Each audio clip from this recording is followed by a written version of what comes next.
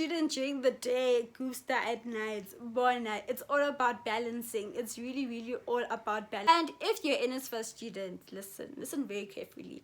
If Megan Thee Stallion can actually be Megan Thee Stallion and also get a degree on top of that, what's stopping you from also getting this degree? I'ma take my time.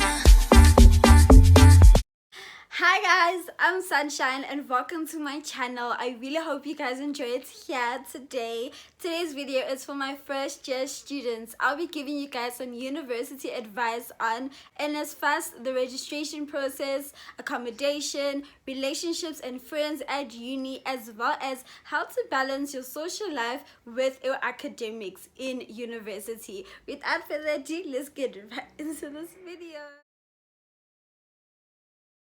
So my first advice goes hand in hand with the registration process as well as Nsfas. But I first want to be talking to students that got accepted into university but their Nsfas was unsuccessful or rejected. So if you are this student, you can actually appeal and reapply for Nsfas. But obviously, your parents need to meet all the requirements. Your parents must not earn more than 350,000 rands yearly, as well as your affidavits, your documents, all need to be updated, literally. So if you're the student and your Nsfas application was unsuccessful but your parents meet all the requirements, your parents don't earn more than 350,000 rand yearly, please I highly suggest that you appeal. I will link the appeal thingy on my description box, but you can find it on the Nsfas website. But if you can't click that link, please do DM me, or actually just go to the Nsfas website itself and you will get more information about that.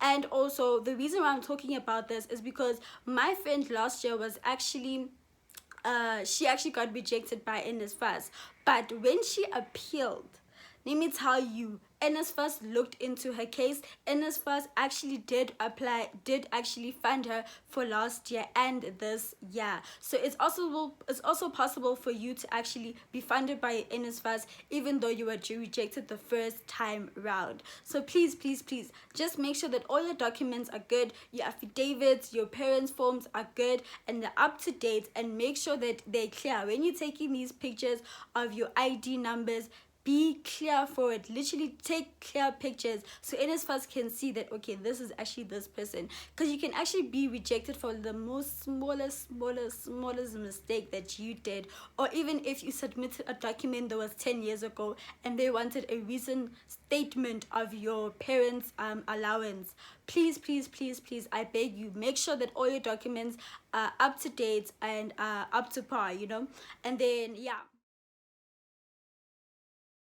So the next advice is the registration process. So I know that this process could be so long and tedious, but if you're funded by Nsfas or a bursary, you do have to wait for Nsfas or that specific bursary to actually financially clear you out to register. So for Nsfas students like myself, we usually get a SMS saying that you have been financially cleared to register for the year 2022, or they send you an email saying that you've been financially registered to financially cleared, to register for the year 2022.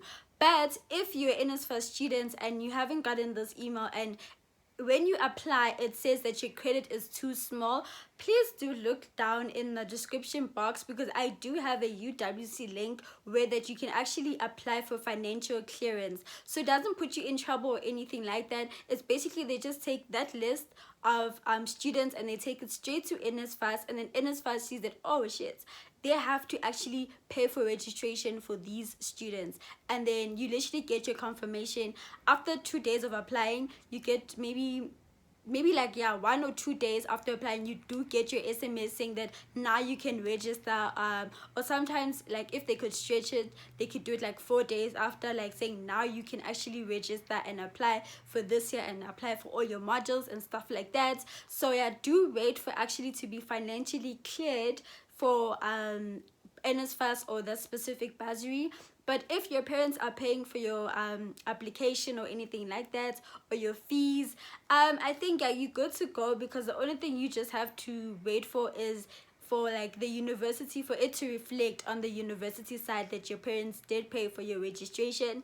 And if you're an Nsfas student, listen very carefully, and you want your parents to actually pay for your registration because you want things to go out, ne?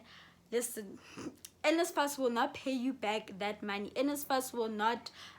So like for instance, let's say I'm a student and I'm like, you know what, I want to do this registration and get it over and done. Then my mom pays for registration, right?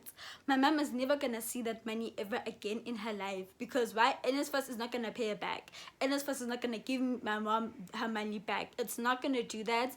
I have so many friends that did that in first year, and till this day, till now, they have not seen their registration money. So I do suggest that you wait a little bit. Wait to be financially cleared. So please do click that link in the description box. Obviously, it's only for UWC students, the University of Western Cape students. It's not for other students. It's just for us, our financial aid students.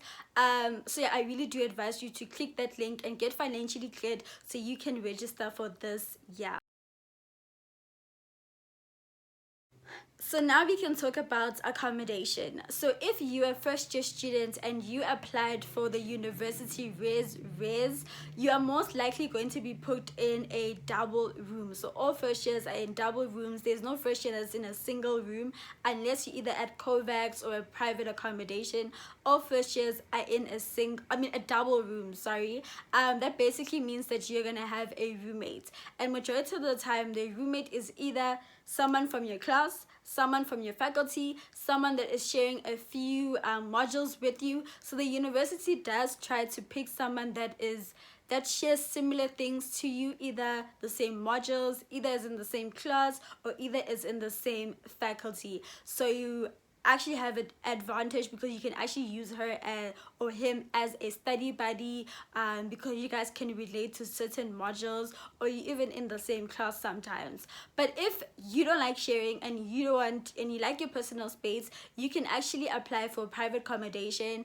If you're looking for like private accommodations that are Nsfas accredited, please do email me or DM me, and then I'll send you I'll send you a document that has all the Nsfas accredited accommodations and all the private accommodations that offer single rooms, sometimes even double. It just depends when you call them and what room is available.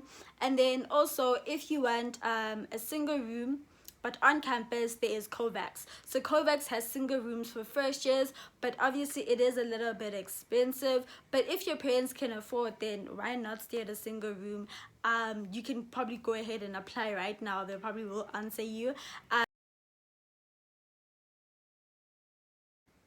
Okay, so the next topic is relationships and friends in university. So I'm sure you've heard this every single time that females, please do not try to be someone's wife at res. Please do not try to be a makoti at res. Don't cook for anyone. Don't clean for anyone. Don't do anyone's laundry. Like, honestly, I truly believe that if you wanna find love in university, you're gonna find someone so mature enough to be able to cook for themselves, clean for themselves, do their own laundry for themselves, and does not need a woman. He doesn't need a woman to depend on. And also for the fellas, like, I hope that you guys can also find someone that's also independent enough and smart enough so that she can also do her own things, man. I'm praying for you guys to find the best partners, because honestly, you can find the love of your life at university, but you can also get played in university. You find out that you're dating someone, but that person is also dating multiple other students from different years. So yeah, do look out for that. Be woke when it comes to that. But honestly, I am a lover, so I do believe that you can find the love of your life, your future husband, your future wife in university, especially now, since you know that this girl or this guy, he's in with his bag. Like, he's trying to get this degree, he's trying to get some moolah. And I really do believe in, like, finding love so like we can actually build each other, and not just finding someone established. No, I believe in finding someone that is in the same level as me, either the same same age, so that we can build together. Do you understand? And yeah, man, with regards to that, please find someone mature enough and someone that is actually, that can actually take care of themselves and does not need a other person to take care of them also. And yeah, man, if someone is not for you, someone cheats on you, just cut them off and move on and just focus, man. Just focus on your studies, just focus on your grades and your friends. And you know, and also I think like the biggest mistake that majority first years do is to enter into relationship as soon as possible, and then they forget that actually you're in university to make connections, you're in a university to network with other students. So instead of just like, it's fun to have it being in a relationship, but instead of doing that, try to have like friends, like multiple friends. This is what I'm trying to do this year. I'm trying to eradicate, I'm open to so many things, more friendships, more guy friends, but like I'm just open to a lot this year. Friends could be so amazing, honestly. This year I really want to build onto my friendships and make them stronger. Okay, it's me advising my what, this video just did a whole 360 turn, but okay, I hope you get me. When it comes to friends, you most definitely gonna meet them. Be open, attend all activities they're gonna give you in first year, even though they are so boring, but try to do that. Try to attend parties, first year bashes. This is where you can meet your groove friends. This is where you can actually differentiate who is your ride or die, who is your groove star, who is your study buddy, you know. Try to get people like that, and also try to get people that motivate you in terms of studying, instead of getting your bag, in terms of so many stuff. Hey, so that will literally be.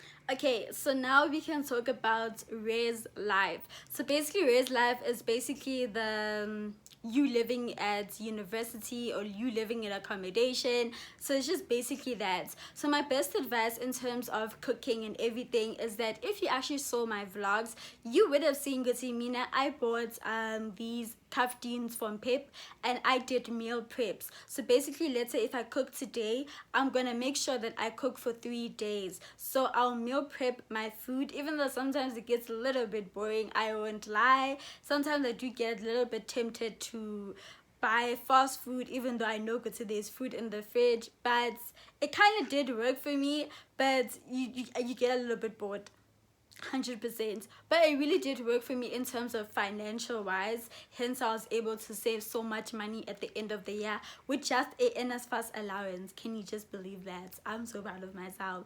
But anyway, I highly suggest that you meal prep. So if you cook today, make sure that you cook for Monday, Tuesday, Wednesday, and then on Thursday you cook again. So this will give you time to actually study. This will give you time that on the day that you're feeling lazy to cook or anything like that, you don't even have to do the what's this, the dishes, because you can literally just use your scarf that you did and just warm it up. And also in terms of like your equipment, in terms of your fridges, your microwaves and stuff like that, I highly suggest that you buy these things from past students. So for instance, with me, I bought my fridge from a past student that already graduated. I also bought my microwave from a past student that already graduated. They weren't using it anymore, and they were like, they're going out of Cape Town and out of the province, so they really don't need a microwave and a fridge. So I got my microwave and a fridge for a really good deal. If you watched my vlogs, you would have noticed I got my microwave for 500 rand. I got my bar fridge for 1,200 rand from a past student, and it was in both, they were in good conditions. They worked very well. Even today, this year, I really do think I'm gonna get myself a mini oven from a past student. So you can get this like information like when you walk around in campus, or majority of the time how I saw mine was through WhatsApp statuses from other students, as well as accommodation, obviously, because then at DISA we have lifts, right? So majority of the time the past students will actually say what they are selling and what they are not selling and whatnot, and how much it was. So you can actually get like, and you can get really good deals if you do it from past students. I don't recommend you going straight to the shop and buying a brand new fridge. For what? For what? You're just wasting money. I just believe you're just wasting money if you can just get it for a really cheap price from a student that's no longer using it only because they're graduating, and obviously they want bigger and better things. So that's my advice with that. So the next topic is how to balance your social life with your academics in university. And the best advice is time management. Obviously, 100% there are students that can go to Groove every single day and still get distinctions. But there are also students that can go to Groove every single day and still fail. But they're also students that can sit in their room, watch TV all day, procrastinate, and still fail. And they're also students that can just procrastinate, be in their room, and study, and still pass. But there's students like me that know how to balance it all. Go to Groove. It's a student during the day, Groove Star at night, Bona. It's all about balancing. It's really, really all about balancing in university, and I can't really advise you how to do it because obviously everyone has a different time schedule, a different priorities and stuff like that. But what I can tell you that my Fridays and Saturdays, child, please, I beg. I don't want to see a book next to me. I don't want to see anatomy and physiology. I don't want to see anything, I don't want to see anything like that. I don't want to see anatomy on Fridays or Saturdays. But of course on Sundays I'll be like, okay, it's time for me to actually recover from the weekend and to get myself together. But sometimes it actually doesn't work like that, because sometimes on Sundays I'll find out that, okay, sharp, my friends also want to go out on those days. So what I'll do is I'll wake up early, push some schoolwork, either make notes, study, do assignments, and then run about 5 o'clock sharp, we freshen up, do our makeup, get dressed, then at 7, hi do, let's go, we are going. One thing about us, we will go and then we will come back and I will still study, because one thing about me, I have energy. I don't know why, but I always get energy, like it's just so weird. And then when I study and then I fall asleep, and then that's how I sleep, like after like a long night or a Groove. I have to study, like there's nothing, like after Groove I have to be in my books, because otherwise I won't sleep, because I just have so much energy and I don't want to use that energy on watching TV, because that just watching like an episode or something, because that bores me. I will be productive and just study. And you guys have seen this in my vlogs, you guys have seen this in my statuses majority of the time when I used to go out and then I come back and I open my book and I study, girl. And things somehow actually get in more than when I'm just at the library. It's so weird. It's really, really so weird. But I know, there has to be a balance. So when you get to university, you need to find out what type of student are you. But also, do not measure yourself now time. Do not measure yourself nice time. I'm telling you, you can still be within your books but also still be a group star. You can also still be within your books. Like, look at who's this, Megan Thee Stallion. She's a whole celebrity, but the girl was able to get a degree. She was doing, like, if Megan can do it, why can't you? Like, why can't you? And she was doing something in health science. If I'm not mistaken, she was in the health science faculty. Correct me if I'm wrong, but if Megan Thee Stallion can actually be Megan Thee Stallion and also get a degree on top of that, what's stopping you from also getting this degree and also passing all your modules? So just try to find a balance, try to have a good time management. Regardless of the time, Groove is not 24 hours, let's just be honest. It's from 8 to late, like maybe midnight. From that time, yeah, come back, study, or like during that day, from when you wake up, study, literally study. And then from 5 o'clock, from 5 to 7, get ready, bath, shower, do your makeup, dress up, whatever you want to do for those 3 hours. Just do that and get prepared, you know, pamper yourself, you understand? But yeah, I just wanted to say that balance, Miguel. It's all about balancing. But this year I'll most definitely like show you exactly how I do it and how I balance my life and my hectic life, but it's so possible. Like, come on, Megan Thee Stallion does it like on a daily, and she's a degree girl now. Like, she's a graduate, and that's all, period. Okay guys, so we have come to the end of today's video. I really hope you guys enjoyed today's video. Wait again, ke lerato ka lerato la love. But for me, baby sunshine le kgwedi. Bye. That was enough. Too much, maybe then all you needed was a crutch. Yeah.